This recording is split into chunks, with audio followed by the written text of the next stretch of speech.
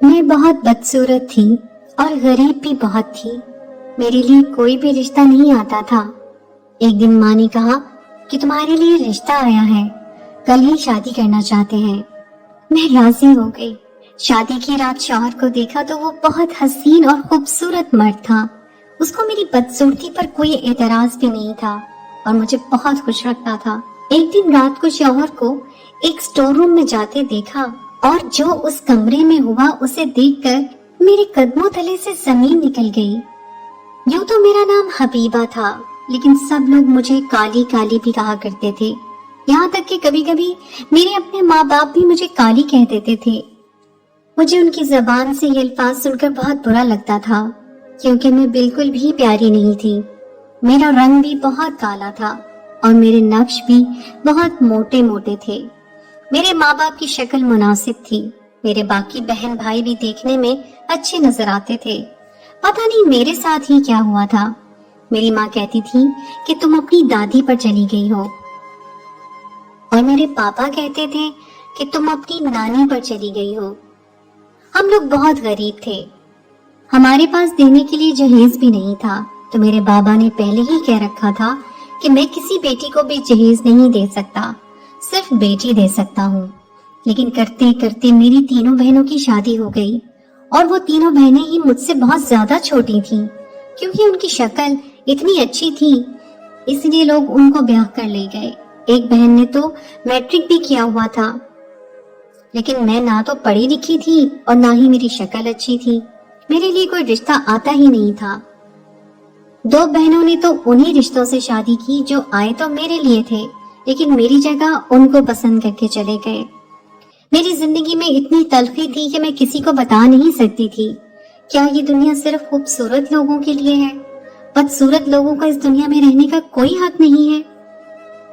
इंसान किसी से क्या शिकवा करे। मेरे अपने माँ बाप भी मुझे यही कहते थे कि हम क्या करें, बाकी बहनों की भी तो शादी करती है। शादियां पैसों से नहीं, किस्मत से होती हैं। मैं अपनी अम्मी को कहती थी कि अगर मेरी शक्ल अच्छी नहीं है तो मेरे लिए जहेज ही बना ले, ताकि कोई मुझे जहेज के साथ ही ले ले। पर अम्मी का कहना था कि पहली बात तो जहेज बनाने की हिम्मत नहीं है, और अगर बनाया तो बाकी बेटियां कहेंगी कि हमें क्यों नहीं दिया, इसको क्यों दे रहे हो। लेकिन शायद उनको भी मेरी शादी की परवाह नहीं थी, क्योंकि मैं ही घर में रह गई थी, उनके घर के काम करती थी। जब अपनी बहनों के बारे में सुनती तो दिल बहुत जलता था। अगर मेरी शादी वक्त पर हो जाती तो आज मेरे भी बच्चे होने थे। उनके यहाँ तो हर साल बच्चा पैदा हो रहा था। वो लोग खुश थी। मैं रोज रात को आसमान की तरफ देखती और अल्लाह से पूछती कि मेरे साथ ऐसा क्यों हो रहा है, मेरा क्या कसूर है? अगर तूने मुझे ऐसा बनाया है तो इसमें मेरा क्या कसूर है? दुनिया वाले बहुत बुरे हैं। तेरे बनाए हुए लोग मेरी बिल्कुल भी कदर नहीं करते। तेरे घर का रंग भी तो काला है, क्या ये काले रंग से नफरत करते हैं? मैं देखती थी कि मेरे माँ बाप को मेरी शादी की कोई परवाह नहीं थी। अब तो रिश्ता देखना भी छोड़ दिया तो वो बात तक नहीं करते थे। लेकिन फिर मेरी जिंदगी में कुछ ऐसा हुआ कि मेरी सारी की सारी जिंदगी बदल कर रह गई। शायद अल्लाह ने मेरी दुआएं सुन ली थी। अब मेरा वक्त आ गया था, मेरे लिए रिश्ता आया तो अम्मी ने मुझे बताया कि तेरे लिए रिश्ता तो आया है, लेकिन वो कल ही निकाह करना चाहते हैं। पता नहीं किस किस्म के लोग हैं, हमें तो कुछ समझ नहीं आ रही। मेरे बाबा ने कहा कि निकाह करना चाहते हैं तो कर देते हैं, हमारा क्या जाएगा। वैसे भी वो लोग कुछ मांग भी नहीं रहे हैं। मैंने अम्मी से कहा कि आपने लड़का देखा है? तो कहने लगी हाँ, दूर से देखा है, तेरी तरह ही काला है। मेरे दिल को बहुत दुख हुआ। मैंने कहा कि अम्मी अभी से ही अपने दामाद को इस तरह से कह रही है। मैंने शादी के लिए हाँ कर दिया। मुझे लगा कि वो शख्स भी मेरी तरह दुनिया का सताया हुआ होगा। मैं उससे शादी करूंगी तो हम दोनों की जोड़ी अच्छी रहेगी। हम दोनों एक दूसरे के जख्मों पर मरहम रखेंगे। शादी के लिए हाँ कर दी। उन्होंने कहा था कि अगले ही दिन दोपहर के वक्त आएंगे और दोपहर की नमाज के बाद निकाह करके ले जाएंगे।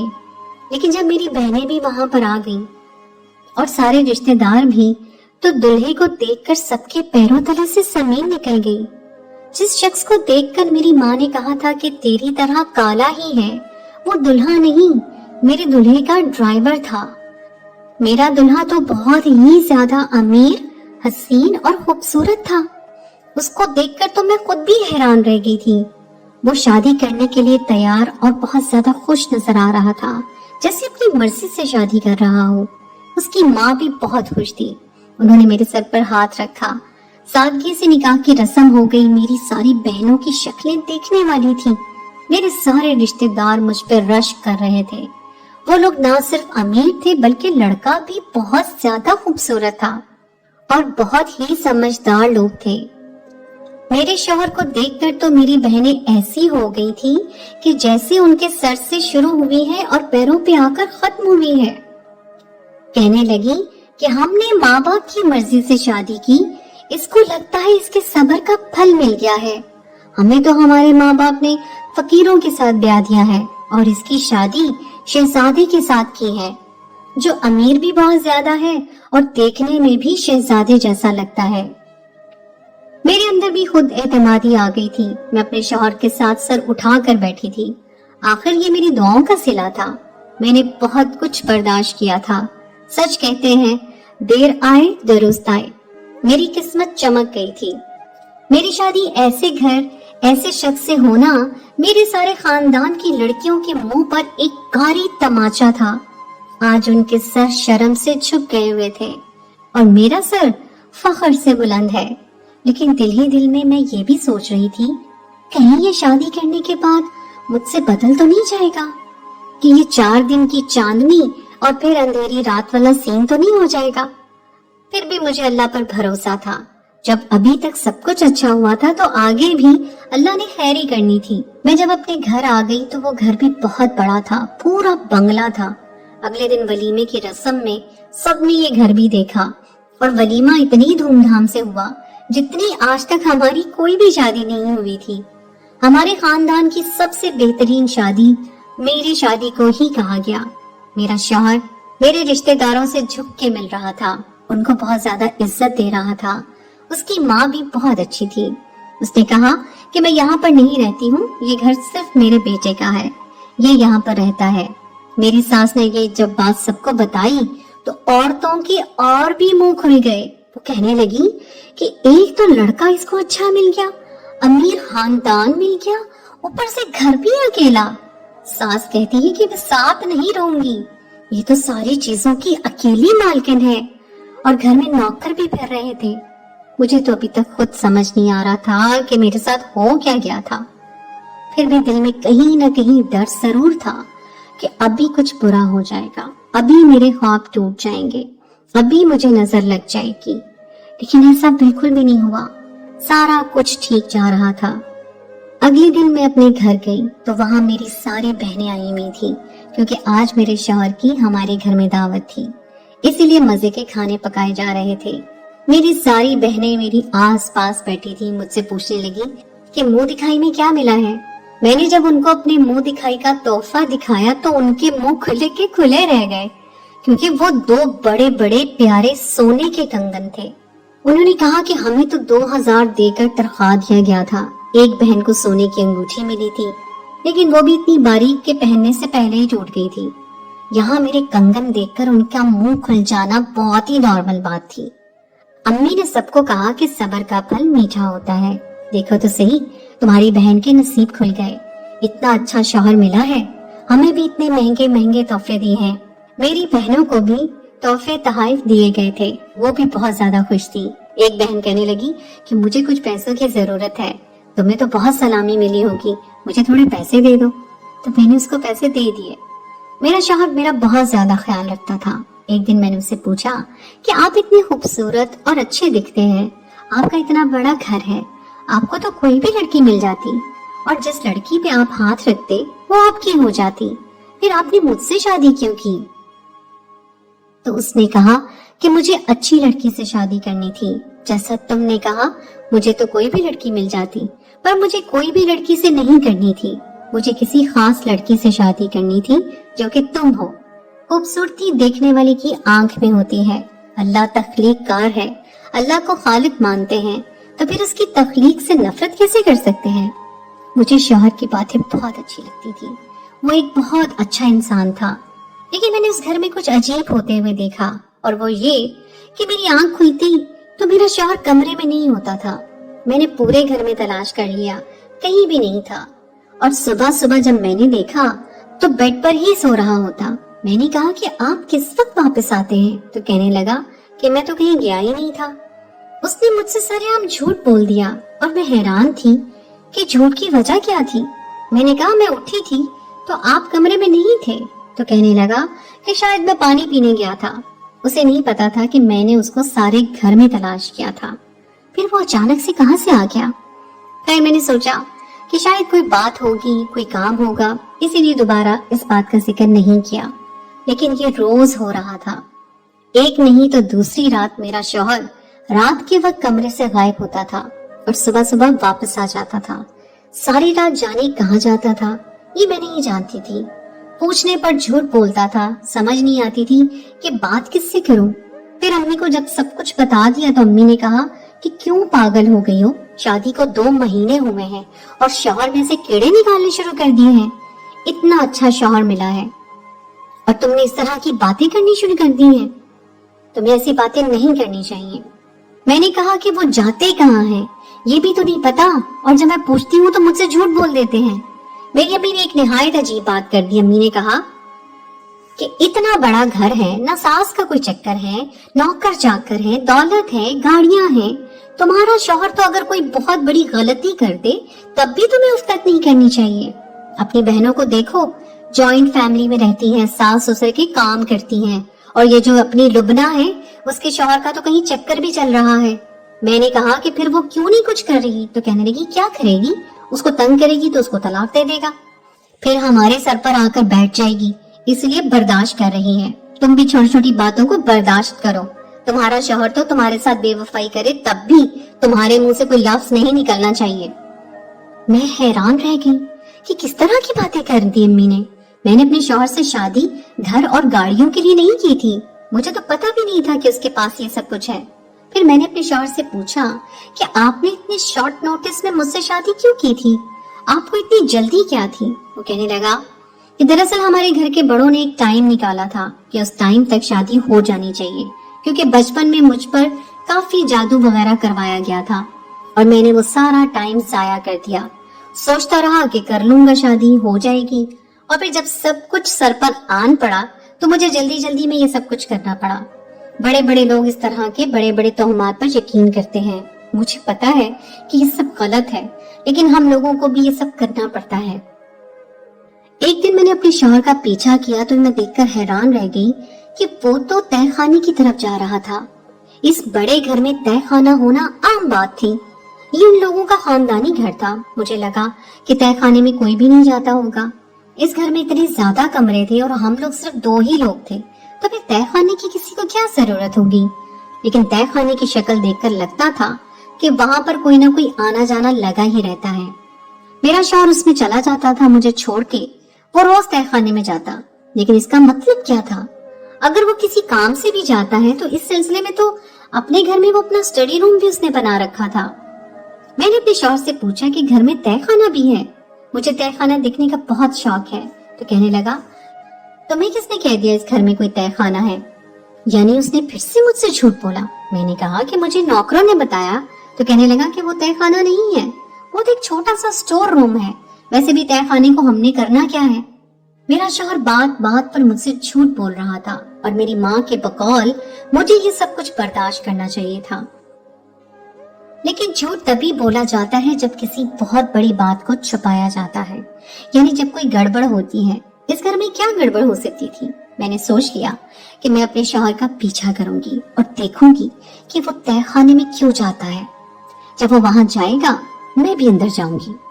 ये काम मेरे लिए आसान नहीं था। मैंने जिंदगी में ऐसी कोई हरकत नहीं की थी।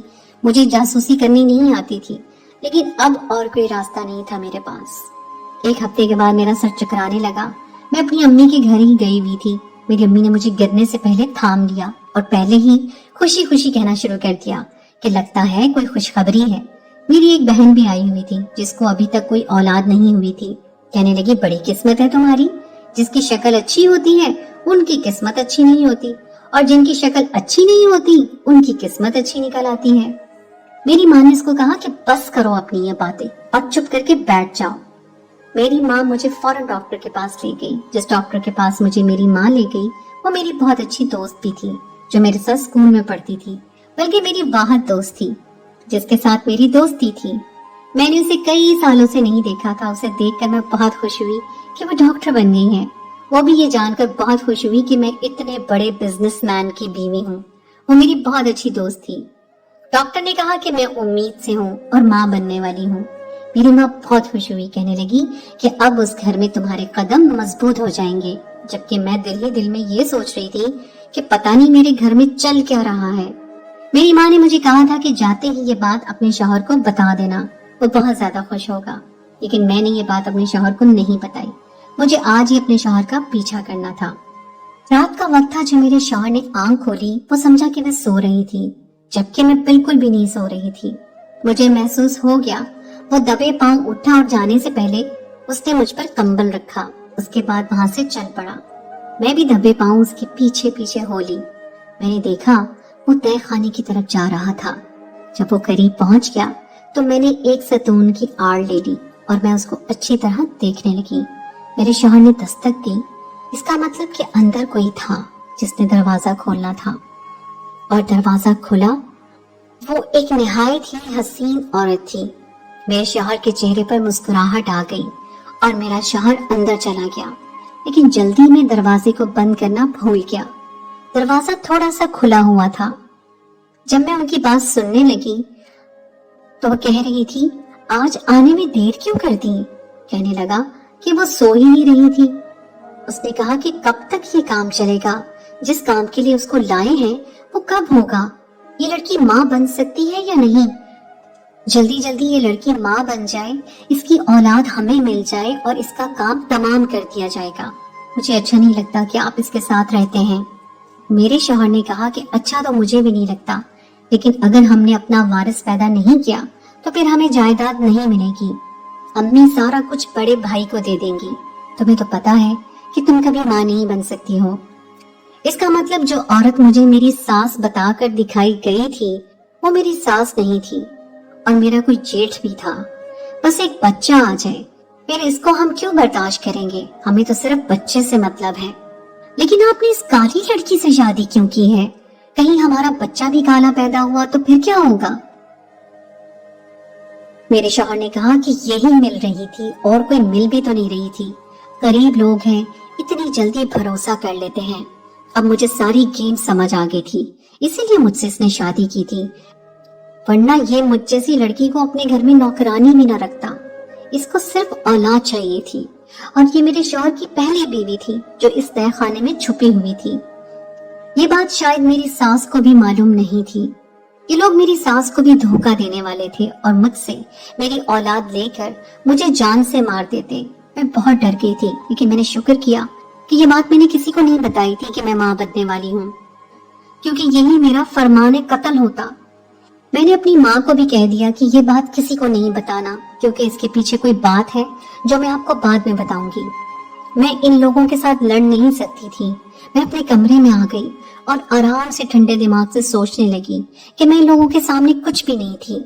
ये आराम से किसी भी टाइम मेरा काम तमाम कर देते और मेरे पीछे लड़ने वाला भी कोई नहीं था। कौन था जो कोर्ट कचहरी करता और मेरे लिए इंसाफ मांगता? ऐसी हालत में मुझे क्या करना चाहिए था? इनको मुझसे औलाद चाहिए थी और औलाद मेरे पास आ गई थी। मैंने अपनी दोस्त से राब्ता किया जो कि डॉक्टर थी। उसको मैंने सब कुछ बता दिया और फिर उसने ही मुझे एक आइडिया दिया। उसने कहा कि ये बहुत बड़े लोग हैं, इनकी बहू को भी मैं अच्छी तरह जानती हूँ, वो भी बहुत चालाक है। तुम अकेली इनसे कभी नहीं लड़ सकती और तुम्हारे माँ बाप जो यहाँ तक कहते हैं कि शौहर बेवफाई भी करे तो उसके घर से वापस नहीं आना, वो तुम्हारा साथ क्या देंगे? मेरी दोस्त ने मुझे एक बहुत ही अच्छा आइडिया दिया। मैं अगले दिन अपने शौहर के सामने खड़ी थी। मैंने कहा कि आज मेरे सर में थोड़ा दर्द हुआ था, मुझे चक्कर आ रहे थे, तो मैं डॉक्टर के पास चली गई। मुझे लगा कि कोई खुशखबरी है, लेकिन डॉक्टर ने मुझे बताया कि मैं कभी माँ नहीं बन सकती। मैं बुरी तरह रोने लगी। मेरा शौहर भी हैरान रह गया। मैंने उसे रिपोर्ट भी दिखाई जिसके नीचे डॉक्टर की स्टैंप भी लगी थी। वो अपना सर पकड़कर बैठ गया। मुझे पता था कि अब वो क्या करेगा। उसने मुझे अगले ही दिन तलाक दे दी और कहा कि मैंने तुमसे औलाद के लिए शादी की थी। अगर तुम कभी माँ नहीं बन सकती तो मैं तुम्हें गले में डालकर ढोल नहीं बजा सकता। उसने मुझे घर से निकाल दिया। مجھے بہت دکھ ہوا، مجھے اس معاشرے کی سوچ پر بہت افسوس بھی ہوا، لیکن مجھے اپنی جان بچانی تھی، میں مرنا نہیں چاہتی تھی۔ اپنی اولاد کیوں دیتی کسی اور کو؟ میں نے یہ ساری کہانی ایک خط میں لکھ دی اور وہ خط اپنے شوہر کی اصل ماں تک پہنچا دیا، جو اپنے بنگلے میں اپنے شوہر کے ساتھ رہتی تھی۔ اپنا فون نمبر بھی لکھ دیا اور خود کہیں ایسی جگہ چلی گئی جہاں پر کوئی بھی میرے ساتھ نہ ہو، میرے ماں باپ اور نہ ہی یہ لوگ۔ میں نے اس کو کہا کہ میری کوکھ میں آپ کا پوتا ہے، میں واپس نہیں آ سکتی کیونکہ میری جان کو خطرہ ہے، اور آپ کی بہو اور بیٹے نے مل کر میرے ساتھ یہ کھیل کھیلا ہے۔ اس نے میرے رہنے کا انتظام کروایا، وہ مجھے پیسے بھیجتی رہی، لیکن میں واپس کبھی نہیں آئی۔ آج میں اپنی دنیا میں رہتی ہوں، اپنی اولاد کے ساتھ۔ اللہ نے مجھے بیٹی سے نوازا ہے، میرے شوہر کے ہاں ابھی تک اولاد نہیں ہے، اور اب میری ساس ان پر بھروسہ بھی نہیں کرتی۔ مجھے بس اس بات کی خوشی ہے کہ اب میری زندگی ہے، کہ جس دنیا میں پہلی رہتی تھی وہاں میرے اپنے بھی مجھے برا ہی کہتے تھے، کبھی کسی نے میری ہمت نہیں بڑھائی تھی۔ مجھے یہ نہیں بتایا کہ میں خود کون ہوں، میں کیا کر سکتی ہوں، لیکن آج میں ایک اچھی جگہ نوکری کرتی ہوں، اپنی بیٹی کا خیال رکھتی ہوں اور دنیا میں بہت زیادہ خوش ہوں۔ تو دوستو، یہ تھی ہماری آج کی کہانی۔ امید ہے آپ کو آج کی کہانی پسند آئی ہوگی۔ کہانی اچھی لگے تو اپنے دوستوں کے ساتھ شیئر کیجیے، اور اس کہانی کے بارے میں کوئی رائے کرنا چاہیں تو کامنٹ سیکشن میں ضرور